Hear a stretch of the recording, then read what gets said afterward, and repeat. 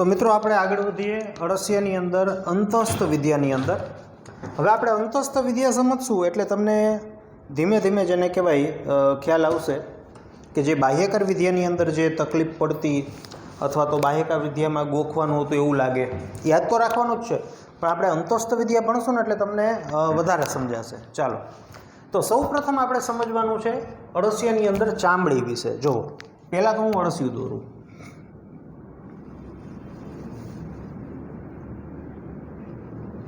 Ready?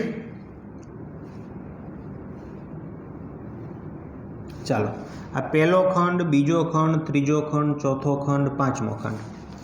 हवे any वच्चे आपने पोलाण में शुं जोवा मळे? आंत्रमार्ग अथवा तो बीजी घणी बधी रचनाओं जोवा मळे, जेनो अभ्यास आपणे आमां करवानो छे। हवे आ शुं थयुं? एनी चामड़ी, आ चामड़ी वच्चे पोलाण। तो आ जे उपरनी चामड़ी है, जे आ लीटो तमने देखाय छे, आ उपरनी चामड़ी के जे मैं जस्ट अहींया लीटो कर्यो, पण त्यां हकीकते कोषोना 2-4 स्तरो रहेला छे। तो जे उपरनी चामड़ी होय ने, तो आटलो पार्ट्स झूम करीने मैं अहींया दर्शाव्यो छे के जे अळसिया छे एनी सौथी बहार चामड़ी जे छे एनुं सौथी बहारनुं जे लेयर छे ने, आ लेयर अधिछदीय पेशीनुं लेयर छे।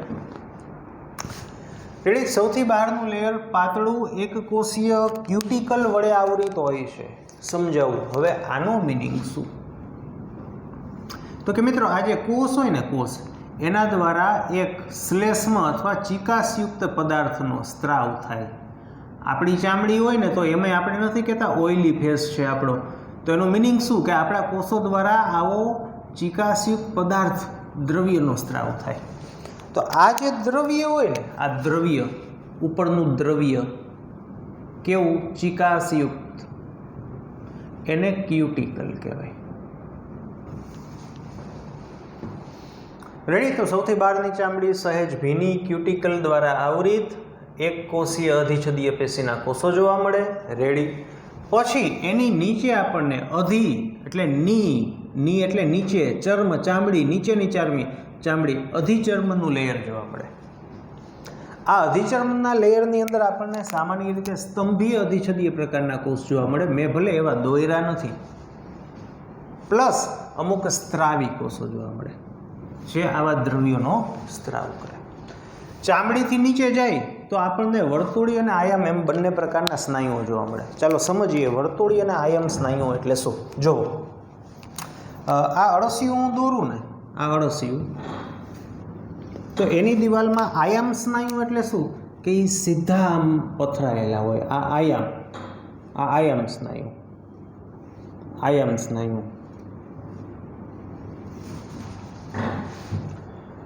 રેડી?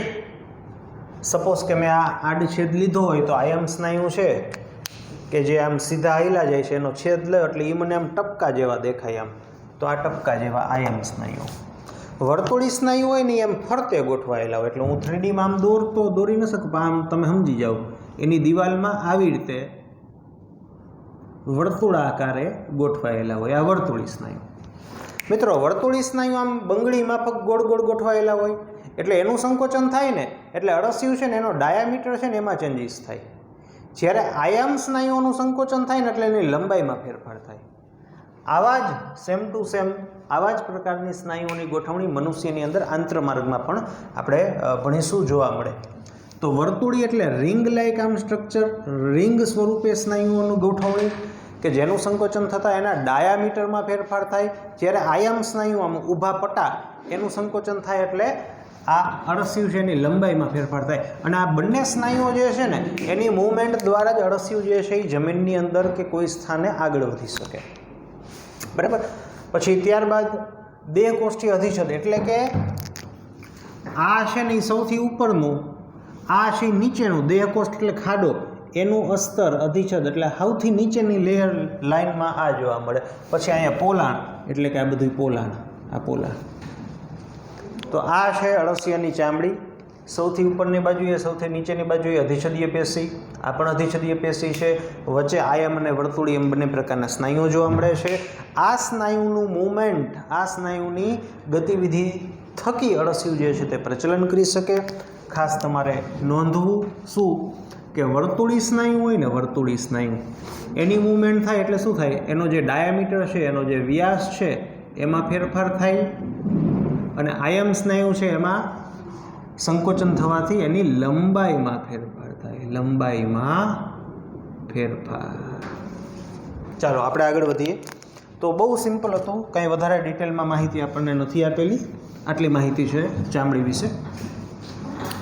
હવે સમજીએ પાચન માર્ગ અથવા પાચન તંત્ર.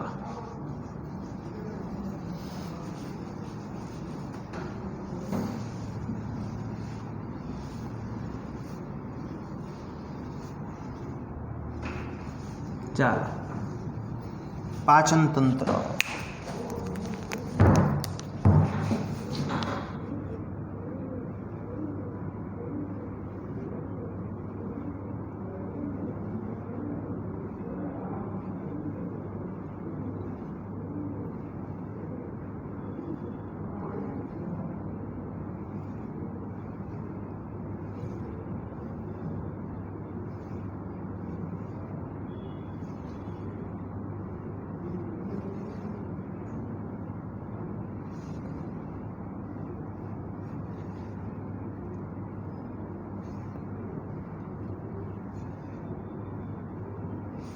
રેડી?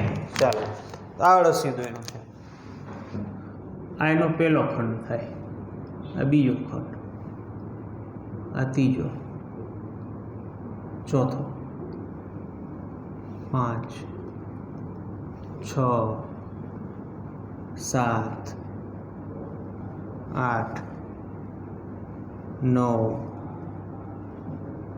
10, 11, 12, 13, 14, 15, 16, 17. રેડી? આ એના ખંડ.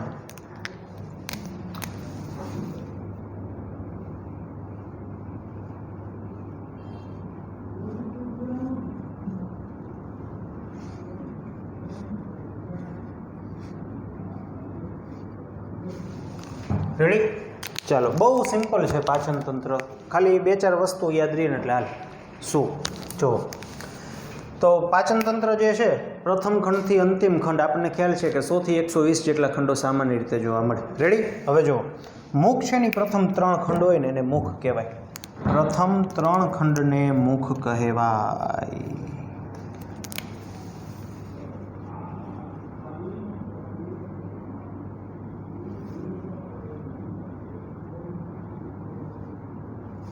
રેડી? તો પ્રથમ 3 ખંડને મુખ, આ મુખ છે એનું. બરાબર? તમને આપણું પાચન માર્ગ તો ખબર છે ને, આમ ખબર જ હોય નહીં, તો મુખ છે, કંઠનળી, અન્નળી, જઠર, આંતરડું ખબર જ હોય એટલે વાંધો ન આવે. પછી ચોથા ખંડને કંઠનળી કહેવાય. આ છે ને કંઠનળી છે, આ કંઠનળી. રેડી? પછી 5 થી 7 ખંડ જે છે એને અન્નળી કહેવાય. 5 થી 7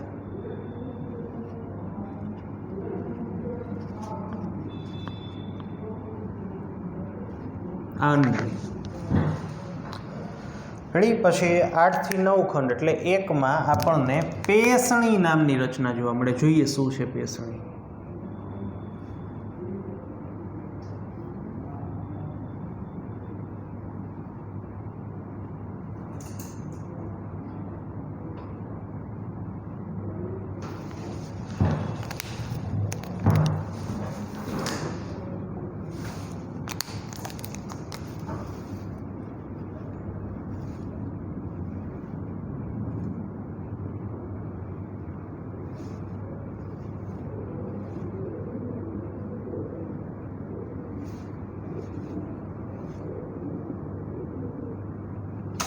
રેડી? હવે આપણને જોવા મળશે જઠર 9 થી 14 ખંડમાં વિસ્તરિત.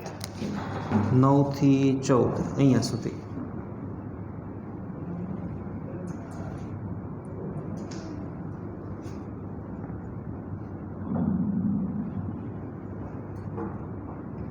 બરાબર, આ છે જઠર.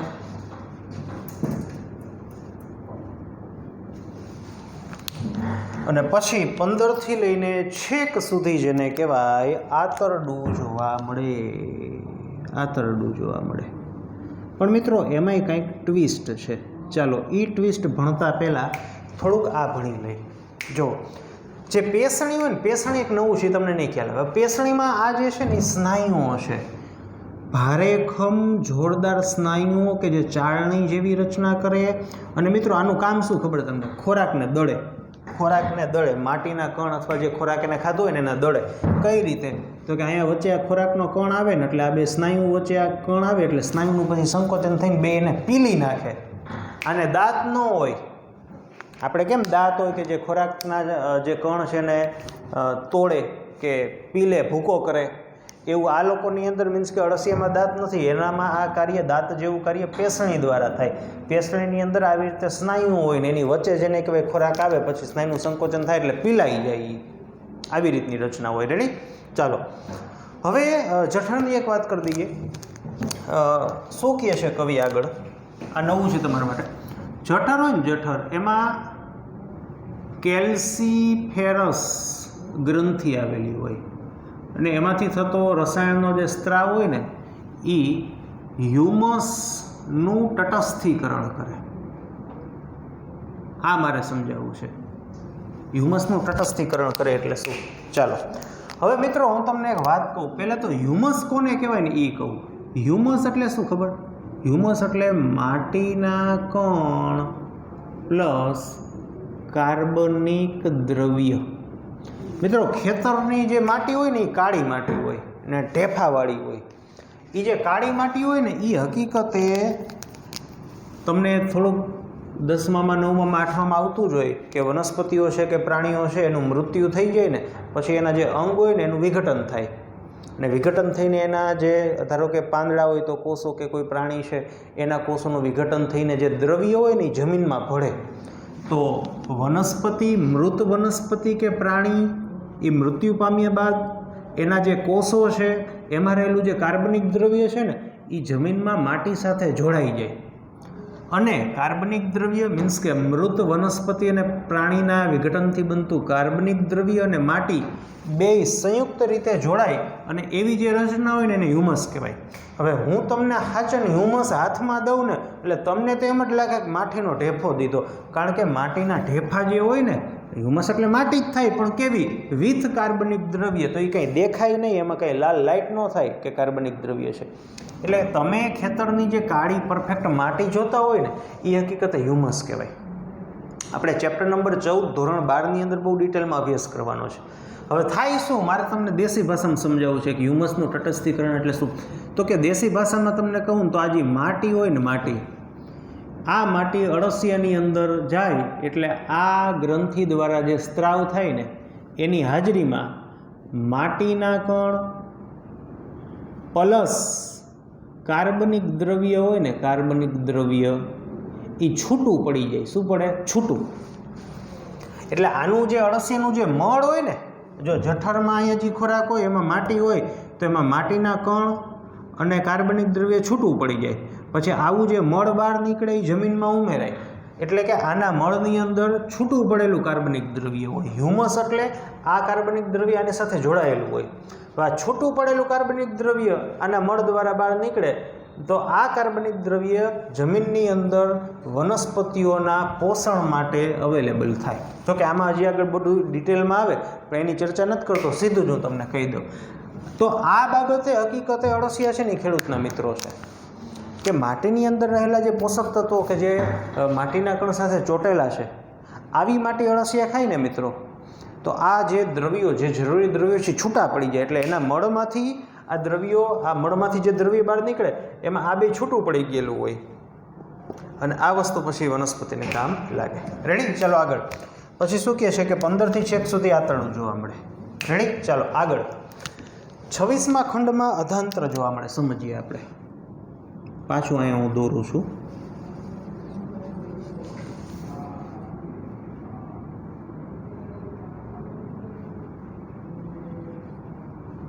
ચાલો, અધાંત્ર એટલે શું? સપોઝ કે આ છે 24, 25, 26. પછી સપોઝ કે આ છે 94, 95, 96. ચાલો, હવે આ આંતરડું છે.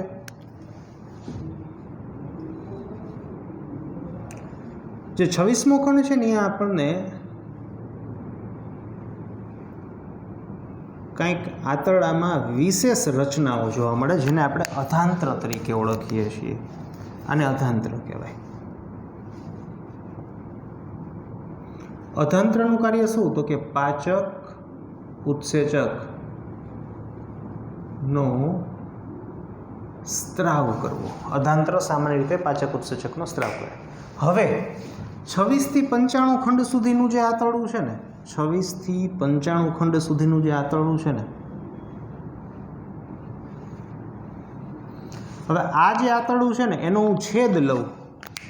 આ જે આંતરડું છે ને એનો જો હું આડછેદ લઉં ને, આડછેદ, તમે સમજી ગયા ને? આડછેદ એટલે આવી રીતનું આંતરડું છે, પછી આમ કાપ્યું, પછી આમ જોવું તો મને આવું દેખાય. ટૂંકમાં એની જે અંદરની દિવાલ હોય ને એ વધુ ગળીઓ યુક્ત હોય. કેવી હોય?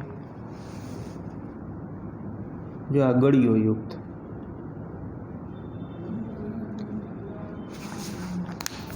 તો આ શું છે?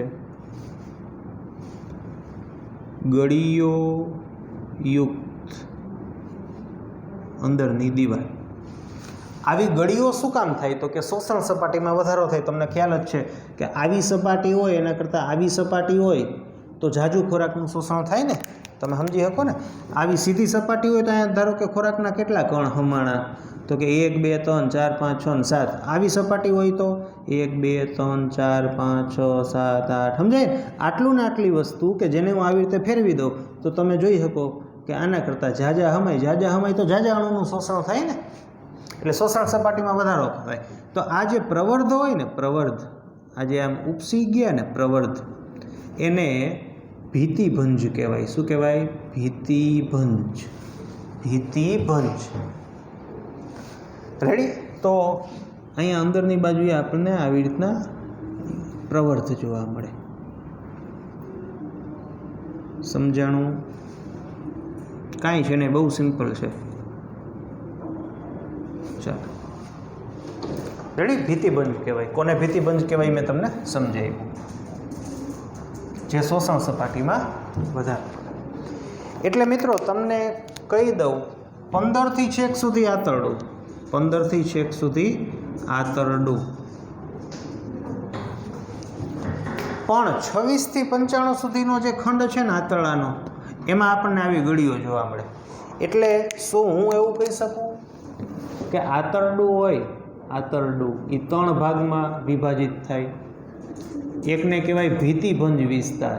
ભીતિભંજ મીન્સ કે 26 થી 95. બીજો જે વિસ્તાર છે એને કહેવાય પશ્વ ભીતિભંજ. ભીતિભંજ ક્યાં સુધી? 96 ટુ છેક સુધી 120, અથવા કોઈનામાં 115 હોય કે 100 હોય. અને પૂર્વ ભીતિભંજ.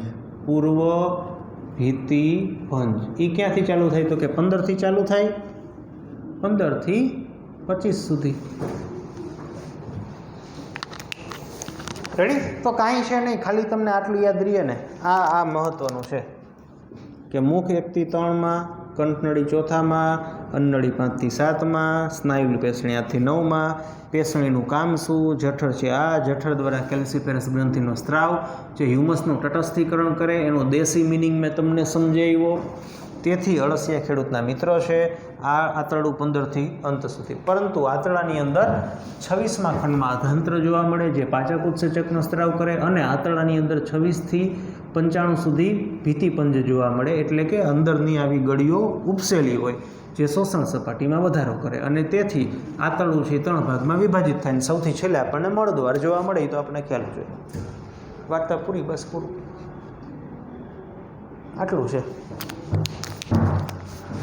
એટલે 1-2 વખત ખાલી તમે આ ખંડ જે છે એ કયા કયા ખંડમાં જોવા મળે, નથી જોવા મળતા, આ છે તે છે, એ તમે જોઈ લ્યો ને, એટલે તમને આખું મગજમાં બેસી જાય.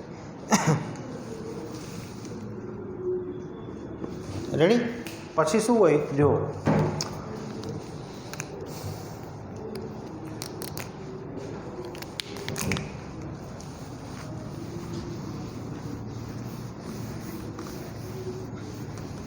આ વસ્તુ તમારે ખાસ મગજમાં રાખવી.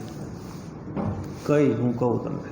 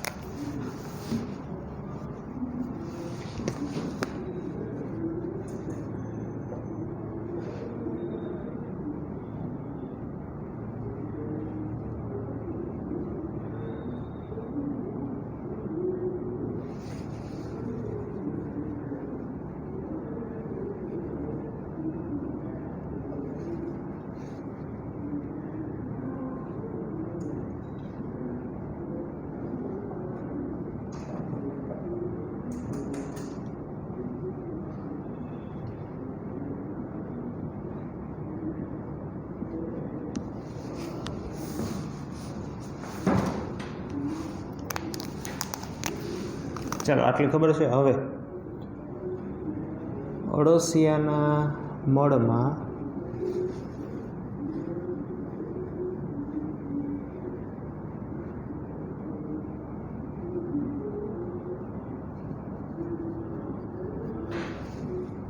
હું સેજ ડિટેલ કહી દઉં, તમને કદાચ નહીં સમજાય પણ કહેવાનો મારો ભાવાર્થ એવો છે કે આપણે ભણશું ને આગળ 12થમાં એટલે તમને સીધું જ મગજમાં બેસી જાય.